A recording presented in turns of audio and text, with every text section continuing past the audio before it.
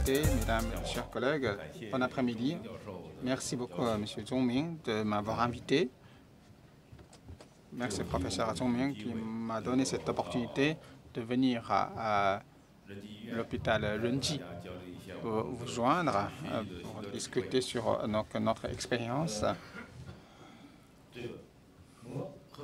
vais parler donc de péritoine et des couches. Donc c'est des termes vraiment d'actualité, tout le monde en parle quand on fait donc, des chirurgies gastro-entérologiques. Donc il faut penser à l'anatomie et sur le péritoine, les membranes et les couches. Comment c'est arrivé ces membranes, ces péritoines? Donc du point de vue de l'embryologie, lors de la formation de l'embryon, à cause de ce changement des mouvements des organes, c'est constitué à des structures spécifiques. Donc, quand on est arrivé à la membrane, c'est à partir du 10e semaine donc, de l'embryon, à cause des rotations, des mouvements. Donc, il y a une intégration entre donc, le péritoine et le mésentère à partir de la 5e semaine de l'embryon. Il y a apparu donc, un primordium du côlon, de l'intestin, qui est lié avec la paroi abdominale par qu'on appelle un mésentère. Et puis, il y a aussi la naissance du foie, du pancréas, la bile, et puis le duodénum, l'intestin intérieur, l'intestin inférieur. Et après, donc, il y a différents intestins pour l'alimentation de sang. Pour l'intestin antérieur, c'est donc le CA, et puis l'intestin moyen, c'est SMA, et puis l'intestin postérieur, c'est AMA. À partir de la 8e semaine de l'embryon, il y a donc une rotation à 90 degrés de SMA sur le canal vitellin. Un autre organe particulier, c'est cette pousse de appendice. Donc,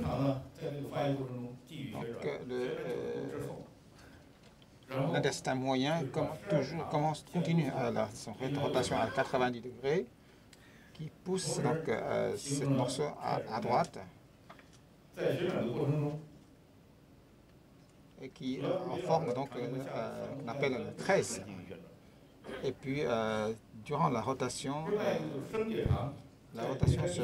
se fasse dans le SMA de mésentère. À partir de la 10e semaine, la boucle de l'intestin moyen a encore fait une rotation de 90 degrés.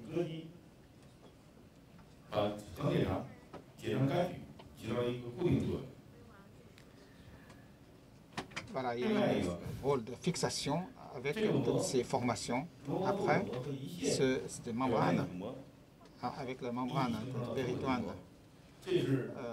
ensemble du pancréas, on appelle ça les péritoines donc intégrés, on appelle le TOLT. C'est un concept assez fréquent. Et puis ce TOLT est intégré avec le péritoine postérieur. Donc, comme c'est différent, il y a une ligne de démarcation entre les deux. Donc, on appelle ça une ligne ça s'appelle un Monk's White Line, qui fait vraiment la différence entre les deux parties. Lors de cette rotation, que l'on transverse et l'intestin ascendant et l'intestin descendant sont différents.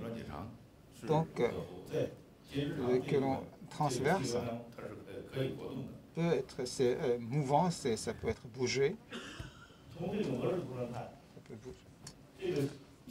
Sur cette photo, les couches du mésentère, d'abord c'est ici, vous voyez, c'est la coupe.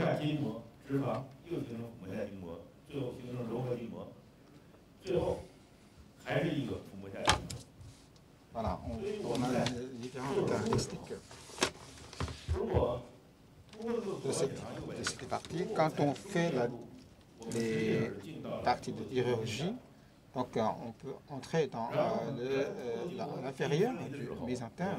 Quand on fait la séparation, on peut en général donc entrer aux alentours du rein, ce qu'on appelle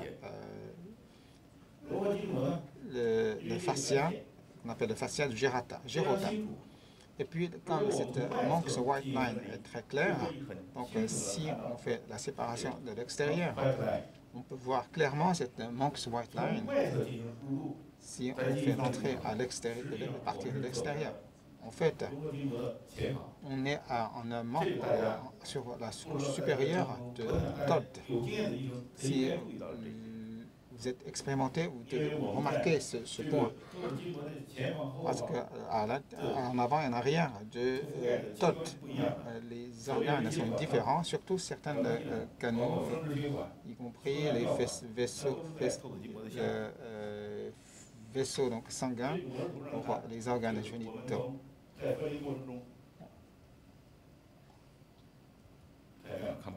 Voilà, c'est trop clair, on n'y voit pas très clair. Donc on peut voir ici colonne.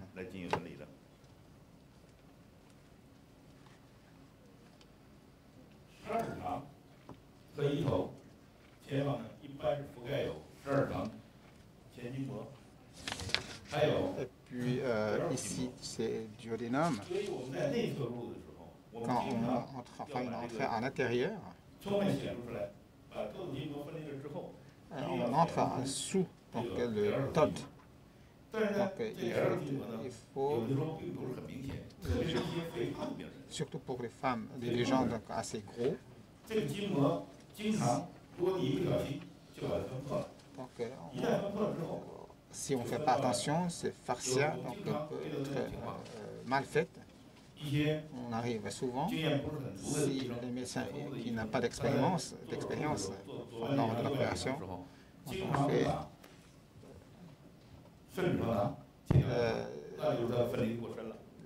hémicolectomie droite ou gauche, on se trompe sur cette partie de fascia. Donc, on peut, si on travaille en profondeur, ça pourrait toucher donc, cette partie de duodénum. Donc, comme on est sous donc, le Todd, donc il faut faire attention aux vaisseaux sanguins des appareils génitaux. Et lors de la formation de l'embryon, il y a une intégration de ces fascias. Donc il y a une couche qui va élever et fixer le foie ici.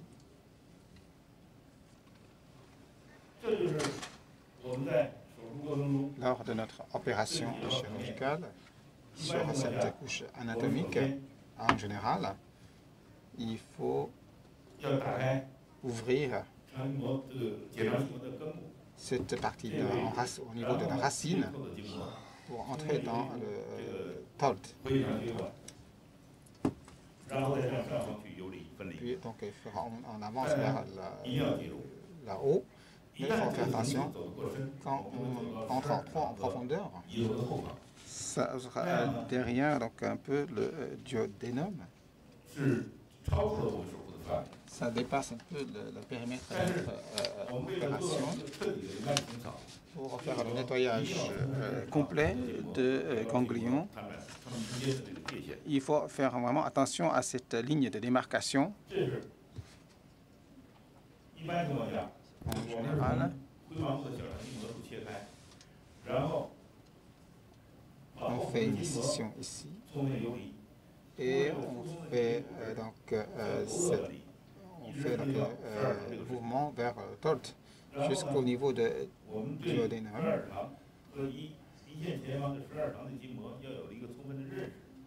Et puis il faut faire vraiment une éclair sur cette partie.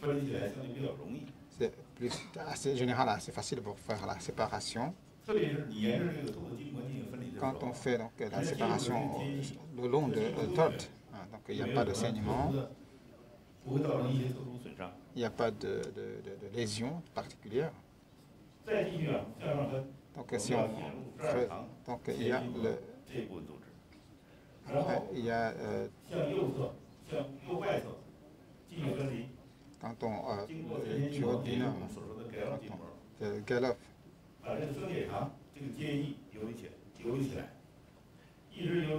on fait des mouvements jusqu'à cette ligne donc, blanche ici. À partir du moment, en général, à partir de l'extérieur, on fait le mouvement. De l'extérieur, on est en avant, donc de TOT. Il faut donc ouvrir ici. Il faut faire pour pas abîmer les autres parties et puis faire donc une chirurgie assez radicale. Quand on avance encore sur ces différents intestins, il n'y a pas de difficulté pour faire la séparation spécifique. Quand on fait l'opération, il faut enlever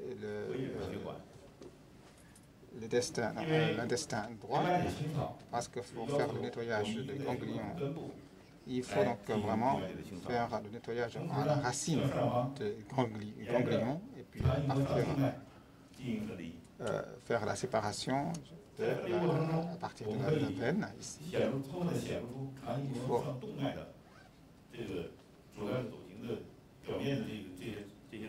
Il faut faire la séparation de ces tissus donc ici. Comme ça, on peut donc vraiment donc, nettoyer tous ces ganglions lymphatiques. Après, vers le haut, jusqu'à cette partie. Quand on monte encore, on peut montrer les vaisseaux sanguins du côlon. On peut faire le nettoyage sur ces vaisseaux sanguins, ici, à la racine, puis en bas de l'estomac. On a donc des différents branchements, et puis quand on fait la séparation de l'extérieur, on arrive à cette situation-là.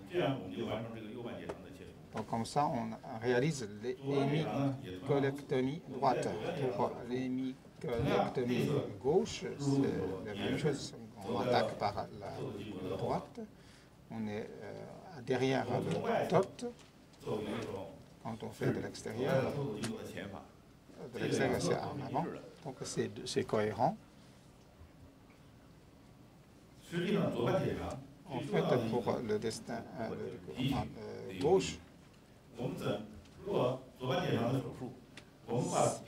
si pour l'hémicolestomie gauche, ici on peut voir que c'est le vaisseau sanguin inférieur. Puis, on est derrière le TOT. Faites attention, il faut vraiment couper. Voilà. Le TOT, et puis de l'intérieur à l'extérieur, on fait une combinaison pour protéger les vaisseaux nerveux et puis accomplir l'opération chirurgicale.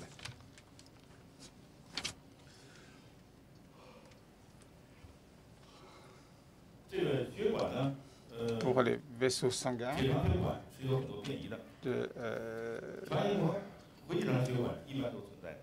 donc à gauche, à droite, souvent on manque donc des vaisseaux sanguins pour le rectum.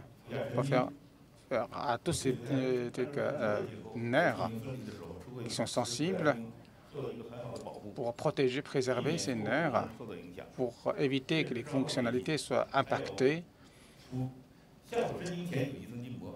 Et puis, sur ces membranes, quand on fait le mouvement en bas, encore en bas, on peut voir dans les muscles de releveur. Lors des opérations, il faut faire vraiment attention à ces membranes, à partir d'une anatomie de ces péritoines. On peut faire attention à la préservation des organes et bien faire un nettoyage radical de la partie lésée. Donc voilà, c'est notre objectif. Merci beaucoup pour M. Chen.